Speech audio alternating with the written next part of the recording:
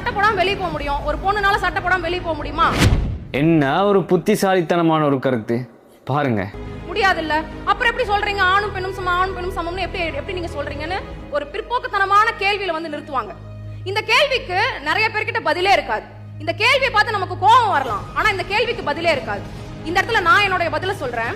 ஒரு ஆண் சட்டை போடாம ரோட்ல நடந்து வரும்போது அவனுடைய மார்பகங்களை பார்த்து இது வெறும் உடல் உறுப்பு தான், இதுல தப்பா நினைக்கக்கூடிய தப்பா பார்க்கக்கூடிய எந்த ஒரு விஷயமும் கிடையாதுன்னு அணுகக்கூடிய மன தைரியமும் மன உரிமையும் இங்க இருக்கக்கூடிய எல்லா பெண்களுக்கும் இருக்கு. ஆனா ஒரு பெண் சட்டை போடாம வெளியில போகும்போது இது வெறும் உடல் உறுப்பு தான், இது சதையினால ரத்தத்தினால ஆன வெறும் உடல் உறுப்பு தானே தவிர இதுல தப்பா பார்க்கக்கூடிய எந்த ஒரு விஷயமும் கிடையாதுன்னு அணுகக்கூடிய மன உறுதியும் மன தைரியமும் இங்க இருக்கக்கூடிய பெரும்பாலான ஆண்களுக்கு கிடையாது.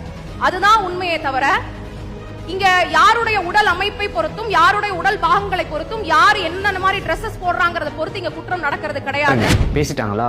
பதில் சொல்லட்டுமா? மனித மனோ தத்துவத்துல ஆண்களோட மூளை காட்சிகளால் விஷுவல் ஸ்டிமுலை, அதாவது காட்சிகளால் எளிதாக தூண்டப்படக்கூடியவை அப்படிதான் படைக்கப்பட்டிருக்குது. பரிணாம வளர்ச்சி மற்றும் மனோ தத்துவ ரீதியா பெண்களோட உடல், முக்கியமா மார்பக பகுதி, ஆண்களின் பாலியல் ரீதியான ஈர்ப்பை தூண்டக்கூடிய பகுதியாவே இருக்குது. இந்த காட்சி ஆண்களோட கண்ணில் பட்ட உடனே டோபமைன் ஹோமோன்ஸ் எல்லாமே ஆக்டிவ் ஆக ஆரம்பிக்கும், அதாவது அசுர வேகத்துல சுரக்கும். ஒரு ஆண் சட்டை இல்லாம போறப்போ பொதுவா பெண்களுக்கு காம உணர்ச்சி ஏற்படாது, அது அவங்களோட படைப்பு. அதுவே ஒரு பெண் சட்டை இல்லாம போனா அது ஒரு ஆண் கண்டா அது பாலியல் ரீதியான எண்ணங்களையே முதலில் விதைக்கும். இது ஒரு உளவியல் யதார்த்தம். நீங்க தலைகீழா நின்னாலும் இதை பொய்யாக்க முடியாது. அந்த தூண்டுதல்களை சுயக்கட்டுப்பாட்டோட கையாளுறது தான் ஒரு ஆணோட நாகரீகம் இருக்குது. உளவியல் ரீதியா இந்த ஷோட்டா சொல்ல போனா ஆண்கள் பார்வையால் ஈர்க்கப்படுகிறார்கள், பெண்கள் உணர்ச்சியால் ஈர்க்கப்படுகிறார்கள். ஆணுக்கும் பெண்ணுக்கும் சம உரிமை வேணும் அப்படிங்கிறதுல மாற்று கருத்து இல்ல. சமத்துவம் என்பது ஆடைகளை குறைப்பதில் இல்லை, பெண்களுக்கான பாதுகாப்பை